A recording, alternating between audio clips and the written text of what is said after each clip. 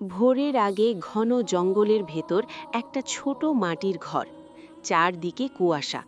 ঘরের ভেতর এক বৃদ্ধ পীর বাবা ধীরে উঠে বসেন, পাশে লাঠি রাখা। তিনি মাটির কলসি থেকে পানি নিয়ে অজু করেন। ঠান্ডা পানিতে হাত কাঁপে, কিন্তু মুখে কোনো অভিযোগ নেই। নামাজে দাঁড়ান। বাইরে পাখির ডাক, পাতার নড়াচড়া। কোনো আজান নেই, কোনো মানুষ নেই, শুধু তিনি আর আল্লাহ। নামাজ শেষে তিনি কোরআন পড়েন, পুরনো কোরআন, পাতাগুলো ঘেঁষা। দুপুরে তিনি একটু শুকনো ভাত খান। তখন বৃষ্টি শুরু হয়। এক পথহারা লোক ভিজে এসে ঘরের সামনে দাঁড়ায়। পীর বাবা দরজা খুলে ভেতরে ঢুকতে বলেন। লোকটা বলে, বাবা, মনটা খুব অশান্ত।